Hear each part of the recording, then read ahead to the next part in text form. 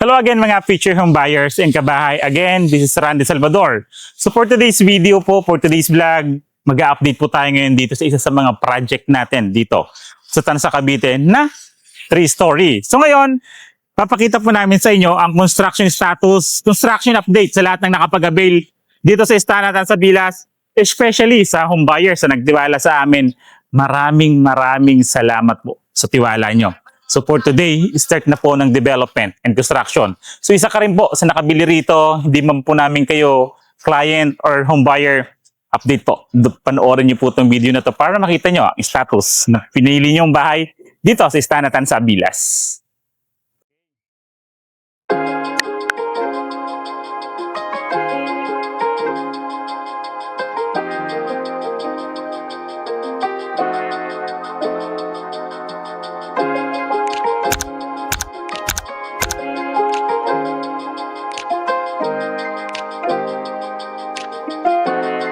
From the first moment I saw you,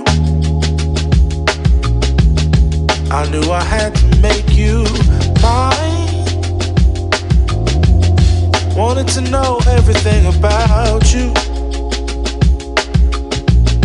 I didn't want to waste no time.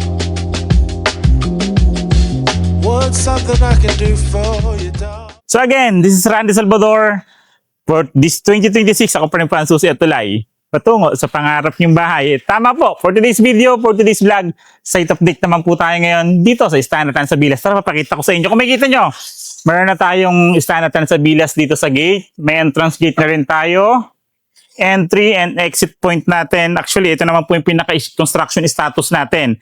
Kung makikita nyo later sa drone shot, Block 3, Block 4, Block 5, Block 6, and Block 7, start na po ng construction. Di ba? Ang ganda. Kasi once na mag-start si construction si Charles Builders, is tuloy-tuloy na. Pakita natin, Sir JP.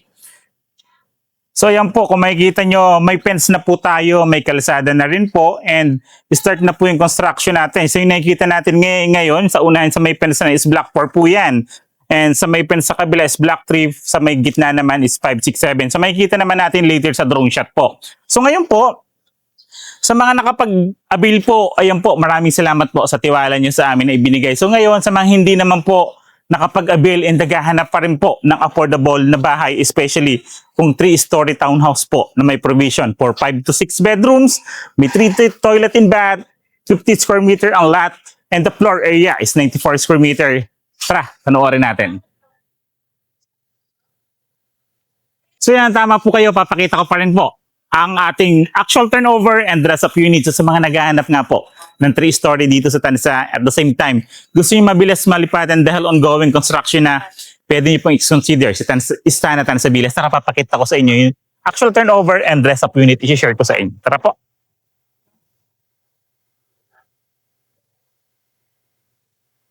So this is our actual turnover. For our actual turnover, kung yung nakikita natin dito, ito na po yung deliverable unit po mismo, which is cemented na po yung car garage natin. May side fence na tayo both. And 3-story nga po ito. At the same time, conventional po yung gawa ng bahay. Once we say conventional, may poste, may biga, and hollow blocks po yung ginamit sa bahay natin. Tara, pakita ko po sa inyo.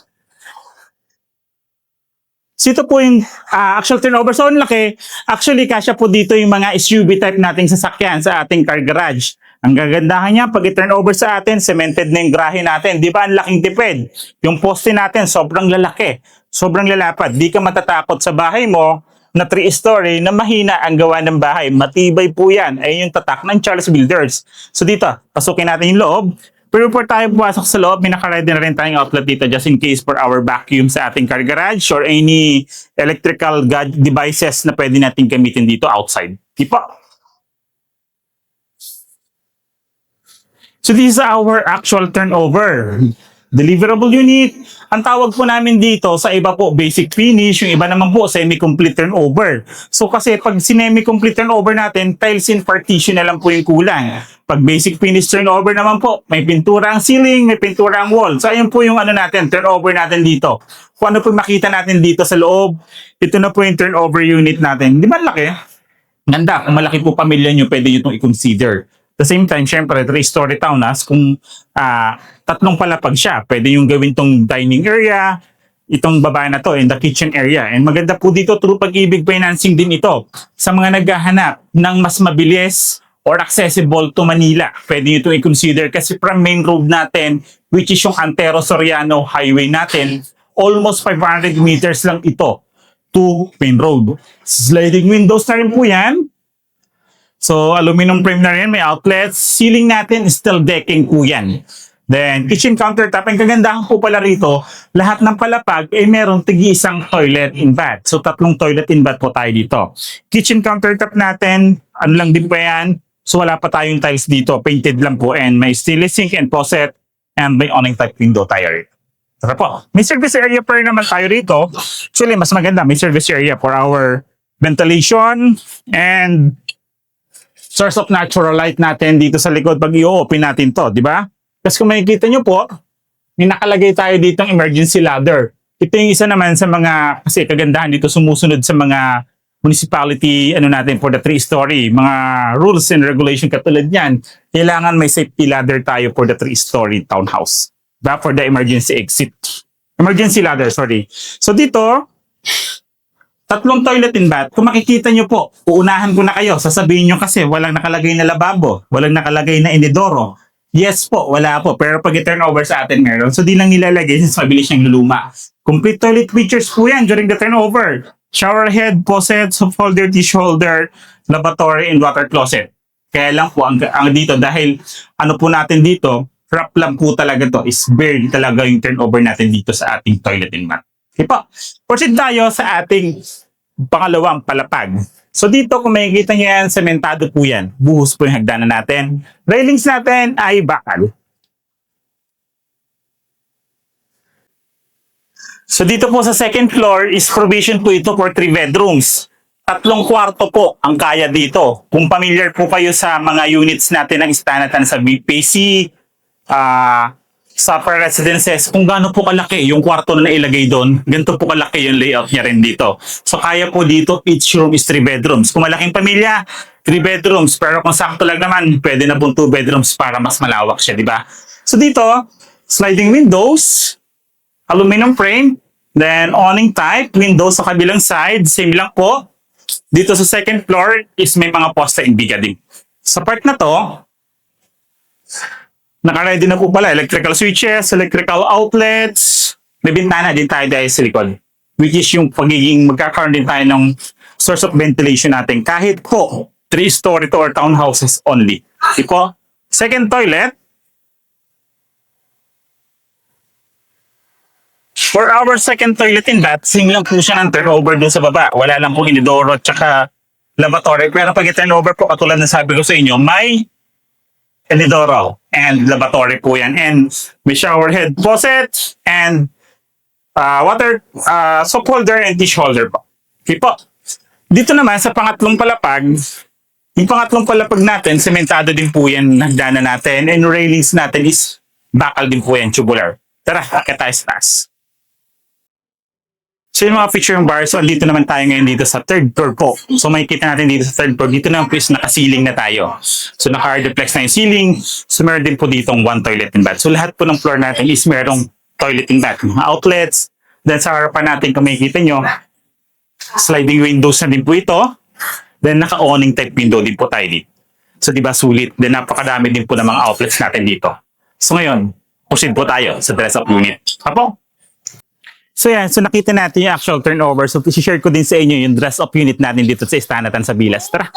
So dito sa car garage natin, kung makikita nyo, naka-tiles na siya. So mas may ma-appreciate na natin bawat sulok nito dahil kung makikita nyo, nilagyan natin ng tiles. So ang laki po ng space natin for our car garage or future expansion. Tara, pasukin natin loob. Hi ma'am, good morning. So this is our dress-up unit naman po. So dito sa dress-up unit natin, kung makikita nyo po dito sa ground floor natin, nandito yung pinaka-living dining area natin and kitchen area. So dito pwede natin itong gayahin. So kung ganitong space yung gusto natin, nandito yung pinakalutuan natin, lamesa natin for our dining. So pwede po. Makikita naman yung lababo natin, nandito na rin po yung pinaka-kitchen countertop natin. O diba? So yung mga nakakita naman ng mga videos natin before kay 3 lanes, Istanatan sa Bilas. So second floor is the living area natin. Pero bago tayo makiat, di ba napakaganda? Sobrang haba ng kitchen countertop or lababo na nilagay natin dito. So, ang laki ng space for lutuan. Naglagay tayo ng shelves dito for the condiments or other, natin for the kitchen. Napakaganda. Then sa part na to, kung makikita nyo, naglagay tayo ng 6-seaters na dining area. Perfect ba to para sa pamilya natin? Di ba napakaganda? Napakasulit. At the same time, pininturahan natin, naglagay tayo ng mga wooden na design dito. And mas ma-appreciate nyo to pag makarating tayong second floor. So before tayo, papakita ko sa inyo yung toilet.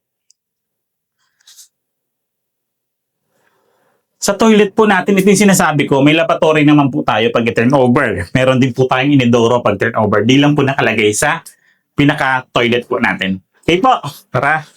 Akit tayo sa second floor. Sa second floor naman, kung makikita nyo, sementado nga po yan, pero yung pinaka-step sa atin, lagyan natin na ngayon ng vinyl and nga anti-slip features po. Tara po, second floor. Dito sa second floor naman natin, kung makikita nyo dito pag akit ko o paglapag ko dito sa mismong second floor, sabi ko, andito nga yung living area. Diba?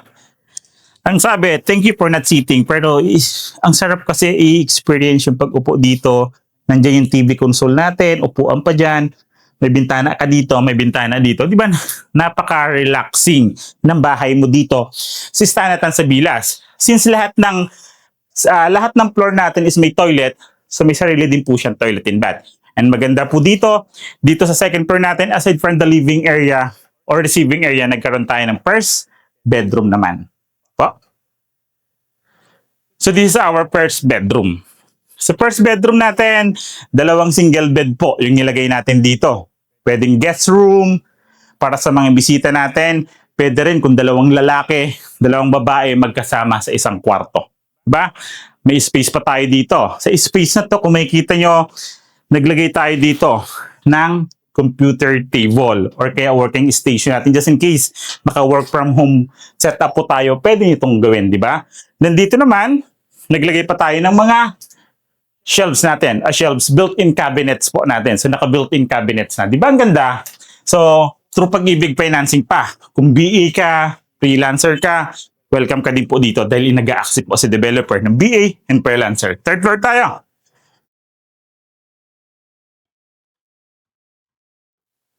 Sa third floor, mga kabahay, magpupunas lang ako ng pawis. Pero tuloy-tuloy po ang video natin. Init po talaga. So, naka-jacket po kasi kami. So yan, nandito tayo sa third floor. So dito sa third floor, kung makikita nyo naman, yung space na to, isang kwarto lang. Ito yung master's bedroom natin. For our master's bedroom, siya may access sa toilet. May bintana din siya rito, naka-ceiling na yan. And sa side na to, may shelves dyan. May shelves dito. Sa gitna is mga built-in cabinets. Diba?